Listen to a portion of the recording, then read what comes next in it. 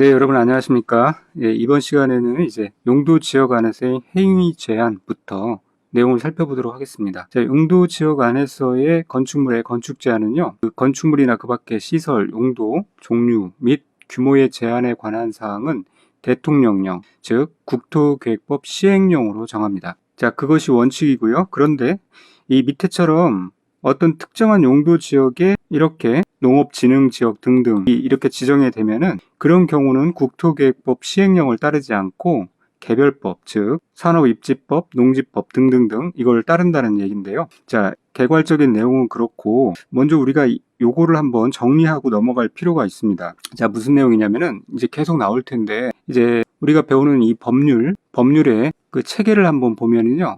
먼저는 제일 위에 이제 법률이 있어요. 이거는 이제 국회에서 제정하죠. 그래서 국토계획법 같은 게 이제 이 법률에 해당됩니다. 국토계획법, 그 다음에 건축법, 그 다음에 주택법 이런 거요. 그런데 이 법률 조항에는 이 자세한 숫자 같은 것들을 넣기가 힘들기 때문에 보통은 이제 시행령, 그러니까 이거를 이제 대통령령이라고 그렇게도 합니다. 이 시행령에 의해서 구체적인 숫자를 정합니다. 구체적인 기준을 정하는 거죠. 그래서 건폐율 상한선, 그 다음에 용적률 상한선 같은 것들을 이렇게 정합니다. 다음 페이지에 나오죠.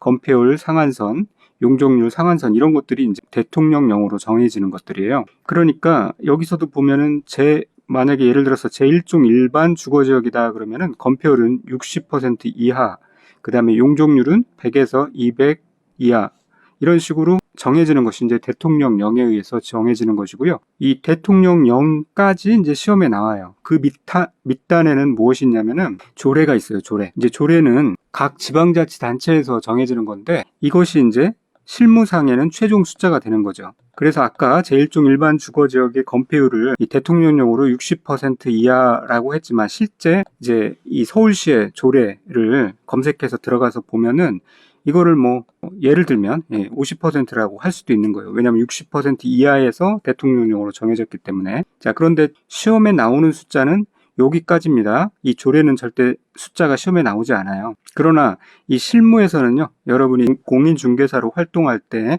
그 실무에서는 이 시행령 믿고 뭐 계약을 한다거나 소개하거나 그렇게 하면 큰일 나죠.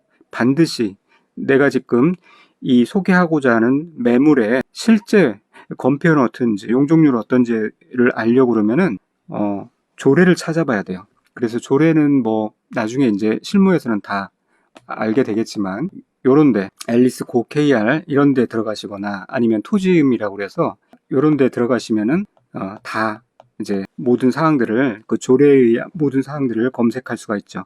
그것이 최종 숫자입니다. 그거를 가지고 이제 고객과 소통을 해야 되는 거죠. 그러나 우리가 시험 볼 때는 이 부분까지 나오지 않고 여기까지만 나온다. 자, 그리고 이 시행령 외에도 또 시행규칙이라는 게 있죠.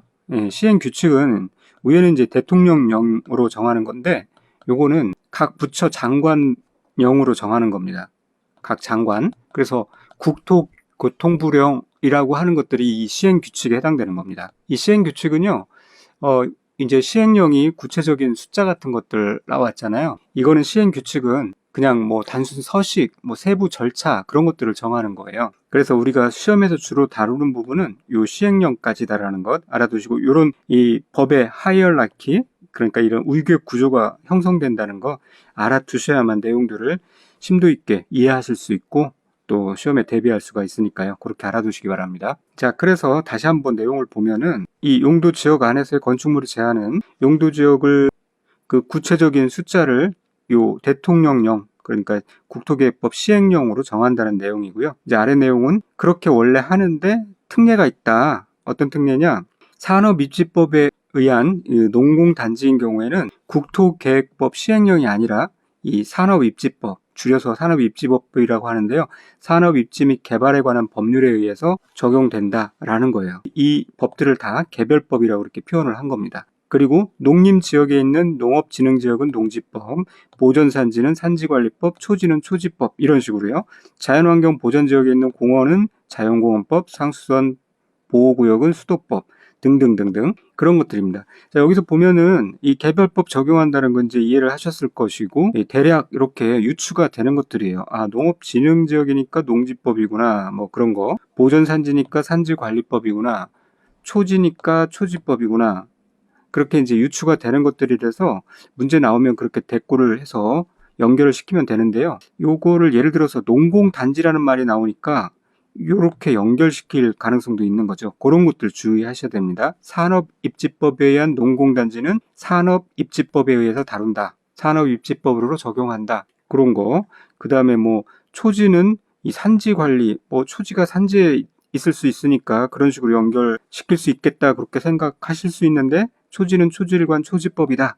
그런 것들, 그런 정도 이렇게 연결해 두시면 되겠습니다. 그 정도만 하면 되고요. 그 다음에 이제 용도 지역 내 행위 제한 내용에서도 보면은, 자, 그러니까 그 취지를 다시 한번 말씀드리면, 이 뭐 모든 지역은, 용도 지역은 국토계획법에 의해서 적용이 돼요. 그런데 그런 지역에 이런 특별한 지역, 농업진흥지역, 보전산지 이런 게 지정이 되는 경우에는 이런 어떤 특정한 목적이 분명한 경우에요. 공원구역이니까 공원을 설치하려는 거고, 그런 경우에는 일종의 이 특별법, 우선의 법칙에 의해서 요 개별 법률이 더 우선 적용된다. 그런 취지인 겁니다. 그런 취지를 알고 이해를 하시면 되겠습니다. 그 다음에 용도 지역 내 행위 제한 내용도 좀 살펴보면요. 자, 먼저는 여기까지 해서 이제 살펴볼게요. 세 가지. 여기 보면 이제 단독주택의 설치금지, 연립 다세대주택의 설치금지, 아파트의 설치금지가 나오는데요. 이 밑으로 내려갈수록 보시면 알겠지만 금지 지역이 늘어나죠. 그러니까 아파트 설치 금지 기준이 이 단독주택 설치 기준보다 강하다는 것을 알 수 있어요. 왜냐하면 아파트가 그만큼 사람들이 많이 사는 곳이니까 아무데나 들어갈 수 없다라는 거죠. 자, 먼저 단독주택부터 보면은 이 단독주택은 말 그대로 우리가 아는 단독주택은 이 유통상업지역, 그러니까 무슨 뭐 대형 물류센터 같은데 단독주택이 들어갈 수가 없어요. 맨날 차 들락달락 하기 때문에 안 됩니다. 전용 공업지역, 막 공장 굴뚝이 여기저기 있는 곳에 단독주택 들어갈 수 없다라는 거죠. 연립 다세대주택 보면은 이런 유통상업지역, 전용공업지역, 일반공업지역, 보전녹지지역, 보전관리지역, 농림지역, 자연환경 보전지역 이런 데에 들어갈 수 없도록 그렇게 하고 있습니다. 그래서 이 암기 코드를 이렇게 정했어요. 단독주택은 여기 U자로 하면 더 좋겠어요. 유전에 있어서는 안 되겠죠? 유전에 단독주택이 있으면 안 됩니다. 기름 냄새 많이 납니다. 그리고 연립주택, 다세대주택, 연세는요. 역시 유전, 일반공, 유전, 일반공, 뽀뽀, 농자. 연세대 나와가지고 유전의 일반공으로 취업을 해갖고 맨날 뭐 뽀뽀하면서 놀자라고 하면 안 되겠죠? 연세, 유전, 일반공, 뽀뽀, 농자 뭐 그렇게 암기 코드를 해서 여유가 되시면은 시험 전에 암기하고 들어가시면 되겠고요. 사실상 여기서 이제 시험에 더 잘 나올 수 있는 거는 그것도 뭐 빈출은 아닌데 아파트의 설치 금지입니다. 그런데 굉장히 많아요, 내용이. 그래서 요 내용을 이해하시는 것보다 이 아파트가 건설이 가능한 지역을 보시는 게 좋아요. 그래서 2종 전용, 2, 3종 일반 주거, 준주거, 상업, 그런데 유통 제외되고 중공업에서 가능하다. 그러니까 옆에서 요 내용을 보시면서 생각하시면 되는데요. 1종은 무조건 다 안 되는 거예요. 그냥 2종부터, 2종, 3종, 준주거 이런 거 다 되는 거고, 상업지역에서도 다 되는데 다만 유통상업지역에서는 안 된다는 거예요. 요거는 안 된다. 나머진 다 된다. 아까도 말씀드린 똑같습니다. 그 뭐 대형 물류센터 같은데 단독주택뿐만 아니라 연립 다세주택도 안 되고요. 아파트도 안 되는 거예요. 그 다음에 공업지역에서는 이 중공업 지역에서만 됩니다. 중공업 지역은 우리가 전에 이제 용도지역 세분에서도 배웠지만 경공업 플러스 주거상업 업무 기능이 보완된 지역을 말해요. 그래서 주거 기능도 가능하기 때문에 이 중공업 지역에서는 아파트 설치 가능한데 이런 전용공업이나 일반 공업에서는 안 된다. 그래서 요 이미지를 좀 보시면서 이해하면은 굳이 외우시지 않아도 이 아파트가 그런 곳에서 설치가 가능하구나 그렇게 한번 이해를 잘 해놓으시면은 이 문제도 해결이 됩니다. 그렇게 해결을 하시길 바라겠고요. 그 다음에 나머지도 이제 이해를 하시는 방향으로 가세요. 암기를 무작정 하지 마시고요. 일종 근린생활시설 설치 허용 지역을 보면은 이 근린생활시설이라는 일종 근린생활시설이라는 것은 편의점, 뭐 주민센터 이런 것들이에요. 그래서 가장 사실 관대합니다. 그래서 모든 지역에서 가능하도록 그렇게 하고 있어요. 편의점 어디든지 들어갈 수 있죠. 주민센터 어디든지 있어야 되고요. 자, 그래서 제1종 근린생활시설은 모든 용도지역에서 가능하고 위락시설, 이런 거 위흥주점 그런 데죠. 이런 거는요. 상업지역에서만 가능하도록 그렇게 하고 있어요. 자, 힘들게 이것도 이제 우리가 충분히 이해할 수 있고 숙박시설, 뭐 모텔 같은 데죠. 예, 상업지역에서는 다 가능하고 계획관리지역, 자연녹지지역에도 있어야 되겠죠. 이 관광지가 지정된 지역이니까 중공업지역에서도 주거, 상업, 업무 기능이 끼어 들어갑니다. 그래서 가능하고요. 종교 집회장, 이 전용 공업지역이나 생산 녹지지역, 생산 관리지역에서 안 됩니다. 그런데 500제곱미터 미만의 작은 그런 종교 활동 장소는 모든 지역에서 허용이 된다. 일반 음식점, 자, 요거는 우리가 밥만 먹는 게 아니라 뭐 술 팔고 고기 굽고 하는 데죠. 전용 주거 지역에서는 있으면 안 되겠죠. 냄새나고 술주정 부리는 사람도 있고 그러면 안 됩니다. 그런데 위에 보면은 일종 근린생활시설에는요. 휴게음식점이라는 게 들어갑니다. 휴게음식점은 이제 일반 음식점하고는 분명하게 차별화가 됩니다. 예를 들어서 카페 같은, 베이커리 같은 그런 게 이제 휴게음식점이에요. 그래서 이런 거는 모든 용도지역에서 가능합니다. 그리고 유치원, 초중고등학교, 이 전용 공업지역의 공장지대에 중화공업지대에 이런 유치원, 초중고 있으면 안 되겠죠? 그리고 자연환경 보전지역에서는 그 주민들이, 그곳에 살고 있는 주민들이 살 수 있는 주민 생활 필수시설은 있어야 되겠죠. 그게 농어가 주택, 예, 주택 있어야 사니까요. 그리고 이 교육 연구시설 중에 초등학교까지만 허락합니다. 중고등학교, 대학교는 이 자연환경 보전지역에 설치할 수 없어요.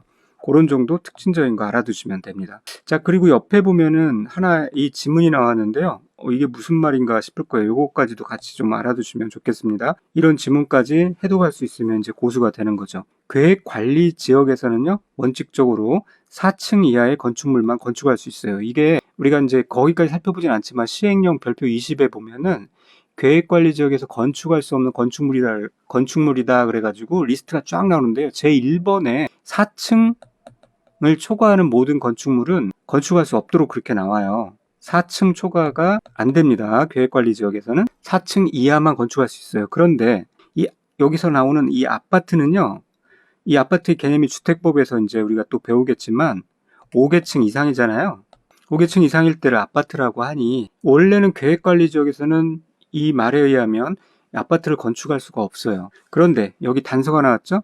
이 계획관리 지역에 있다 그러면은 이 계획관리 지역에 지구 단위 계획이 지정된다 그러면은 지구 단위 계획은 아주 좁은 바운더리 내에서 그 지구 단위별로 그 개발 계획을 세워서 집중 개발한다고 그랬죠. 그렇기 때문에 기존 계획관리 지역이 가지고 있던 건축 제한이 완화되거나 대체되는 거예요. 그런 경우, 그러니까 이 지구 단위 계획에 의해서 지구 단위 계획 구역이 이렇게 지정되면은 그 지구 단위 계획으로 완화되어서 아파트를 건축할 수 있는 상황이 되는 거죠. 그래서 이 내용까지 잘 이해를 해두시면 아주 좋겠습니다. 자, 그렇게 보시면 되겠고, 다음에는 이제 건폐율과 용적률의 지정 기준 배우는데요. 여기 숫자 나온 거 보시겠지만 이제 문제 그냥 주는 문제로 계속 나오는 겁니다. 그러니까 올해도 또 나온다고 생각하시고 그렇게 학습을 하시면 되겠는데, 이게 이제 나오는 이유가 뭐 가장 또 중요하고 중심이 되는 내용이니까 그렇죠. 암기만 하시면은 틀릴 일은 없습니다. 그래서 우리가 이제 이 도관 농자 요 구조는 뭐 이미 입에 이제 붙으셨을 거고요. 도시지역에 주, 상, 공록 있고, 주거지역에 전, 일, 준 있고, 그 다음에 상업지역에 중, 일, 유, 근 있고, 공업지역에 전, 일, 준 있고, 녹지지역에 녹보생자, 관리지역에 관보생계.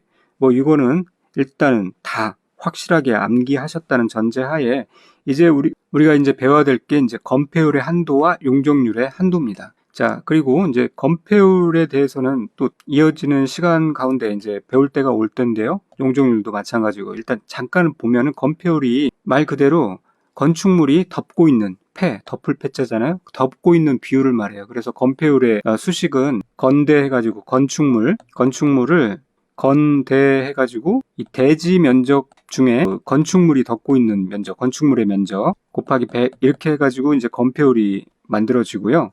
용적률은 용연대해서 대지 면적에서 연면적, 건축물의 바닥 면적을 말하는데 연면적이 차지하는 비율을 이렇게 용적률이라고 얘기를 합니다. 그래서 먼저 첫 번째로 건폐율이 정해진 상황에서 그 용적률이 추가로 등장을 해서 그 건축물이 그 땅에 얼마나 덮고 있고 얼마나 높이 올라갈 수 있는지를 우리가 알 수가 있게 되는 거예요. 그래서 예를 들면은 요 내용에 대해서는 이제 페이지 36페이지에 나오는데요. 잠깐만 좀 이해를 돕기 위해서 미리 설명을 드리면은, 예를 들어서 100제곱미터인 땅이 있다라고 합시다. 100제곱미터. 근데 건폐율이 50%다라고 하면은요, 이 100제곱미터 땅에 이 반만 건축물이 차야 있다라는 얘기죠. 그래서 이게 50제곱미터 범위에서 이 건축물이 덮고 있다라는 얘기고요. 그런데 이 건축물의 용적률이 예를 들어서 300%다. 용적률이. 그 말인 것은 무엇이냐면은, 자, 연면적을 이제 대지면적으로 연대해가지고 대지면적으로 나눈 거라겠죠. 그 대지면적이 100이었죠. 그런데 위에 연면적이 있고 그 다음에 이것의 용적률이 300%라는 거예요. 그러면 위에가 이 연면적이 300이라는 겁니다. 곱하기 100 하니까 이렇게 300%가 나오는 거예요. 그 연면적이 300이라는 것은 여기 현재 바닥 면적이 합계가 연면적이니까 50 곱하기 6을 해야 300이 나오는 거죠. 그래서 여기에 있는 건축물이 이제 6층이 되는 거예요. 그렇게 우리가 바로 100제곱미터의 대지에 이 건축물이 절반, 그러니까 50제곱미터를 차지하고 있고 이 건축물은 6층이구나, 그렇게 알 수가 있는 겁니다. 건폐율과 용적률의 그 숫자에 의해서 건축물의 형상을 우리가 파악할 수가 있게 되는 거죠. 그리고 그 한도 내에서 건축물이 또 지어지고 개발되고 그렇게 합니다. 자, 그래서 그런 배경 지식 하에 이제 이거를 달달 외우셔야 돼요. 외우시는데 이게 무슨 어디선가 누구죠? 그 서경석 그 공인중개사 시험에 합격하셨고, 그리고 가끔 그 유튜브에 그런 내용들이 나오더라고요. 암기를 어떻게 했는지. 우연히 그걸 보게 됐는데 거기에서 나온 내용을 좀 응용해가지고 제가 이렇게 만들어 봤습니다. 자, 그래서 먼저 건폐율을 보면은요, 이게 주거지역인 경우 숫자가 5, 5, 6, 5, 7 나옵니다. 그래서 이거를 어떻게 암기 코드를 적용했냐면은, 주거지역, 주 5, 6, 7, 3, 5 하면서 산다. 그렇게 5, 6, 7 이렇게 숫자를 열거했고요. 그 다음에 근데 특징적인 게 이 3종 일반 주거는 5가 되는 거죠. 50%가 되는 거예요. 그래서 5, 6, 7, 3, 5 그렇게 암기 코드를 정한 건데요. 이거 그냥 이렇게 하시지 말고 반드시 쓰면서 하셔야 돼요. 이런 식으로, 자, 주거지역은 이렇게 쓰시면 됩니다. 1, 2종 전용, 1, 2, 3종 일반, 그 다음에 준주거 있죠. 근데 5, 5, 6, 6, 7 이렇게 되는 거예요. 그 다음에 3, 5 그렇게 쓰시면 되고, 여기서 그냥 잠깐 말씀드리면 3종 일반 주거 지역은 왜 갑자기 건폐율이 잘 나가다가 이렇게 갑자기 줄어드냐, 오히려 2종 일반 주거에 비해서. 그런데 또 용적률은 늘어났죠? 이게 왜 그러냐면요, 이 용적률이 이제 300으로 늘어나고 한다는 것은 층수가 높이 올라가는 거거든요. 그런데 건폐율을 60 정도를 준다는 건 뭐냐면, 이 밑으로 갈수록 그만큼 이 빈 땅이 적어지는 거예요. 그렇죠. 50에 비해서 이 밑으로 갈수록 빈 땅이 없이 더 건물을 촘촘히 지을 수 있다는 건데, 3종 일반 주거지역에서는요, 그렇게 너무 촘촘하게 지으면은 좀 문제가 된다 이거죠. 그래서 오히려 용적률은 늘어나는 대신에 이 건폐율은 좀 더 줄인 겁니다. 그 건물과 건물과의 간격을 확보하기 위해서 그렇게 건폐율을 줄인 거고, 준주거 지역은 어차피 이게 이제 지가가 제일 높은 지역인데요, 이 다양한 용도로 활용할 수 있도록 주거 지역임에도 상업 및 업무 기능들이 이게 추가된 지역이기 때문에 용적률도 이렇게 높고 그 다음에 건폐율도 70%까지 올려준 겁니다. 그래서 이거 이해하시고 그렇게 숫자를 적용하시기 바라겠고, 나머지, 자, 상업지역은요, 중1, 6은 반드시 알고 있어야 되는 상태에서 이 순서대로 우리가 배우는 겁니다. 상, 구야, 빨리빨리 칠하자. 이게 이제 페인트를 칠하는 거예요. 그래서 이 페인트 통 이렇게 이미지를 마련해 놓은 겁니다. 그 다음에 공업지역, 공칠라. 그러니까 이게 스토리를 만들면 그런 겁니다. 주 5, 6, 7일 이 아주 막 사모하면서 사는 건 좋은데, 상구야, 이 상구가 좀 낙천적인가 봐요. 빨리빨리 페인트 칠하자. 그렇게 놀면은 이거 공칠 수 있다. 공칠라. 자, 그 다음에 여기서 이제 나머지 거를 암기하셔야 되는데, 나머지는 다 20%예요. 그런데 이 계획 관리 지역만 40%죠. 그 상황을 이렇게 암기 코드를 적용한 겁니다. 그 나이에 그 나머지는 다 20%예요.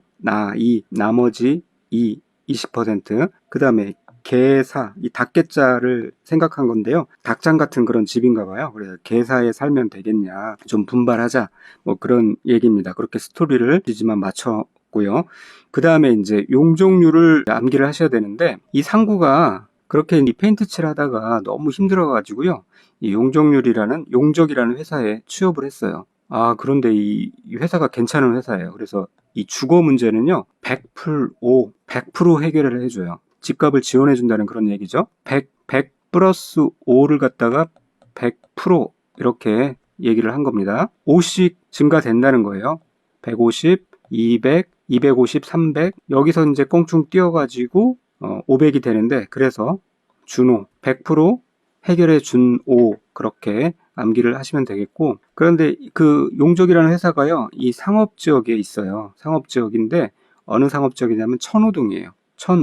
천호동이었고요. 그러다 보니까 상업지역에 이제 출근해야 되니까 마일을 잇고 다녀야 돼요. 마이너스 200씩 떨어집니다.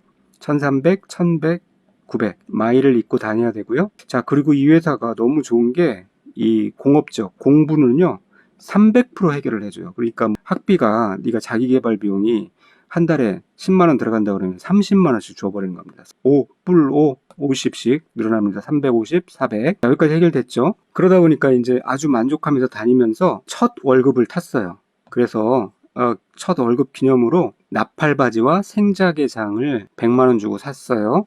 나머지는요 다 80입니다. 80. 그런데 100이 몇 개가 있는데, 생산녹지, 그 다음에 자연녹지, 계획관리지역, 이것만 용적률이 100이 되는 겁니다. 그래서 생자개장을 이 100만 원 주고 샀다, 그렇게 스토리를 연결한 겁니다. 자, 이거 되게 웃기지만 이렇게 외우시는 것이, 달달 외우시는 것이 가장 확실한 방법이고요. 자, 그리고 또 이렇게도 사실은 문제를 맞출 수 있는 방법이 있어요. 가만히 보시면은 비싼 땅은 건폐율과 용적률이 큽니다.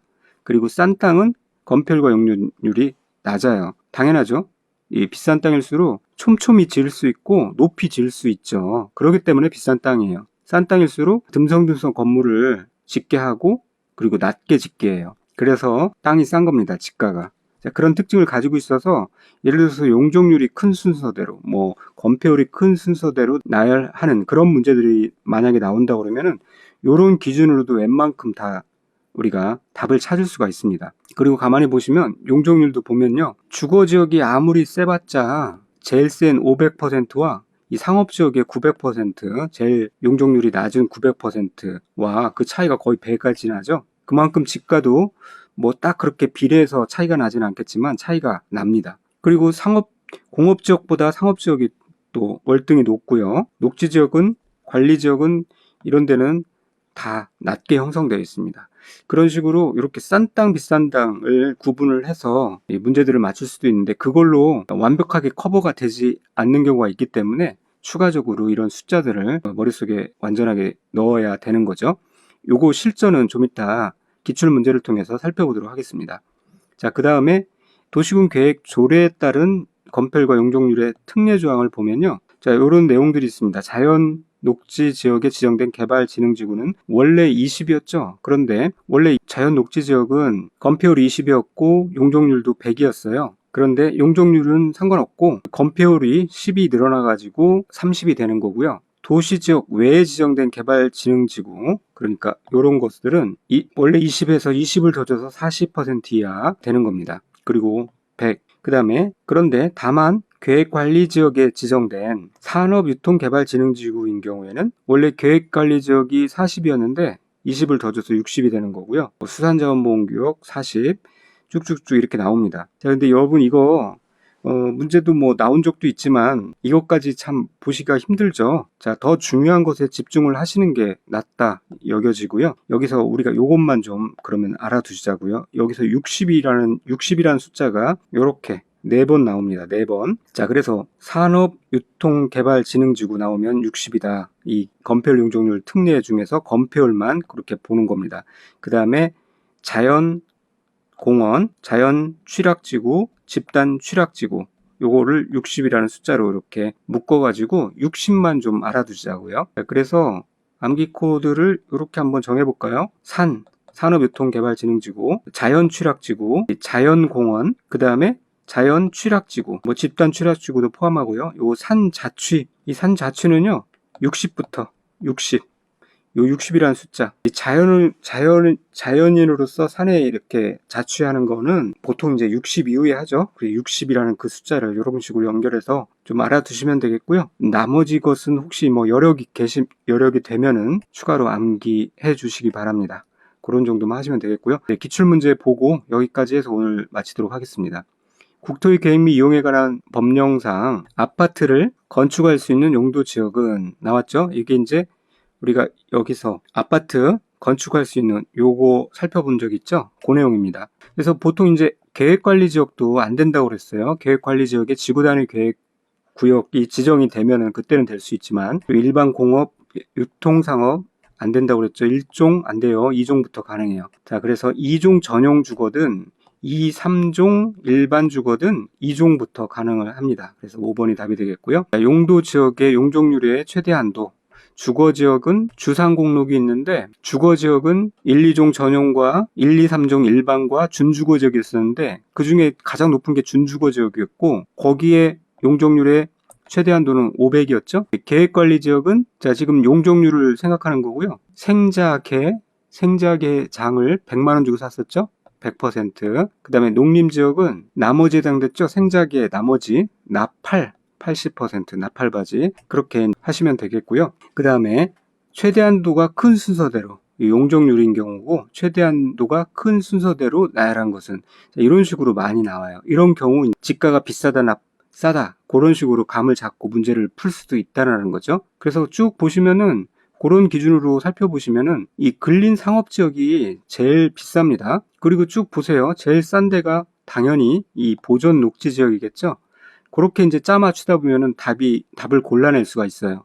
그런데 좀 더 정확한 것은 숫자를 정확하게 알면은 더 정확한 거겠죠. 그래서 첫 번째 방법으로 풀 수 있으면 그게 풀고 넘어가 버리고요. 그게 시간을 제일 절약할 수 있는 방법이고 그게 여의치 않으면 숫자를 적어야 됩니다. 몇 개라도. 근린상업지원 중일유근 유근의 맨 마지막이고요. 이 상업지역은 이제 천호동이라는 것을 계획하고 천호동에서 마이를 입고 다녔죠.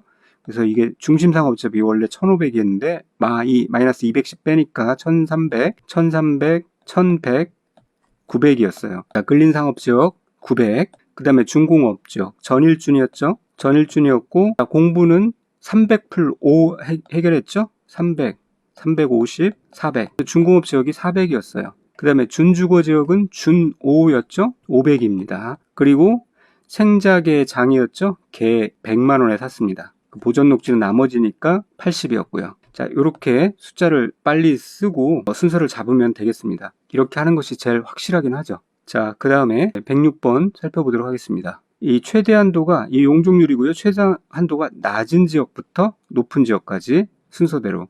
또 이 답이 이렇게 나와 있는데 이 숫자는 원래 없는 거죠. 자, 우유와 같은 방식으로 해보면은 생산 녹지 지역이 용적률이 제일 낮은 것을 알 수 있고요. 그 다음에 3종 일반 주거 지역이죠. 300. 그 다음에 일반 공업 지역 350, 중공업 지역 400, 준주거 지역 500. 그렇게 해서 이런 이제 순서가 나옵니다. 자, 이렇게 비슷한 숫자끼리 이렇게 모아놓기 때문에 이런 경우는 이게 뭐가 비싼 땅이고 싼 땅이고 그렇게 구분해가지고 하기가 어렵습니다. 이런 경우 숫자를 정확하게 적어서 문제를 풀시기 바랍니다. 그 다음에 용적률의 최대한도가 다음 중 가장 큰 것은 자 이것도요 1종이나 3종보다는 당연히 준주거 지역의 용적률이 제일 크죠. 500이니까. 자, 그 다음에 나머지 요거 가지고 이제 구분을 하셔야 되는데 전일준이었죠. 그리고 이 공업적은 공부 300풀로 해서 전이 300이었고 그 다음에 플러스 50씩 해서 350, 그 다음에 400이었어요. 그러니까 최종적으로는 제일 큰 것이 준주거 지역이 되겠습니다. 108번 건폐율이 나왔네. 이번에는 건폐율의 최대한도가 큰 용도 지역부터 나열하라. 자, 2종 전용 주거 지역은 5, 6, 6, 7이니까 50이고요. 이게 이제 그 다음에 60입니다. 그 다음에 중공업 지역은 07날 했죠. 공업지역 전체 70입니다. 계획관리 지역은 개 개사사러, 그래서 40이죠? 요 순서대로 나열하시면 됩니다. 그 다음에 109번, 자, 건폐율의 최대 한도가 낮은 지역부터 높은 지역으로 순서대로 연결한 것은, 이렇게 나오면요, 이 분명 사실 맨 마지막으로 답이 나올 겁니다. 왜냐면은 진을 빼고 시간을 쓰도록 하기 위해서는 이런 구성은 맨 마지막에 지문이 나와요. 그래서 맨 마지막 지문부터 보시는 게 좋습니다. 자, 생산 녹지 지역, 근린 상업 지역, 유통 상업 지역이 나오죠. 녹지 지역은 그 나이 할 때 20이에요. 그 나이에. 그 다음에 근린 상업 지역은 중1 유근인데 상구야 빨리 칠하자죠. 그 맨 밑에 있는 근린 상업 지역은 70이고 유통 상업 지역은 유 80이죠. 낮은 거부터 이렇게 나열한 게 맞네요. 그래서 5번이 답입니다. 이런 식으로 답이 나옵니다. 자, 그 다음에 용도 지역 안에서 건폐율의 범위로 틀린 것은 아까 우리가 도시군 계획 조례에 따른 건폐율과 용적률의 특례 조항을 시험 문제로 구성한 건데요. 자, 이거 쉽지 않은 문제였죠. 그런데 우리가 아까 60만 좀 기억하자라고 했었던 것이 뭐냐면은 산자취였습니다. 그래서 여기 보면은 요 첫 번째 산업유통개발진흥지구 계획관리지역에 지정된 산업유통개발지구도 60이었어요. 여기서 요게 딱 답이 나오는 겁니다. 그 다음에 자연공원법에 따른 자연공원 60 맞고요. 그리고 취락지구 나오면 그거 60 맞고요. 그렇게 해서 60 나오는 거 좀 알아두시면 되고 거기서 다행히 답을 찾을 수가 있었습니다. 수산자원보호구역 40, 수사, 나머지 다 맞습니다. 공업지역에 있는 산업유치개발법에 따른 준산업단지 80% 이하입니다. 자, 그래서 여기 이렇게 문제를 살펴봤고요. 다음 시간부터는 용도지구에 대해서 살펴보도록 하겠습니다. 오늘도 고생 많으셨습니다. 수고하셨습니다.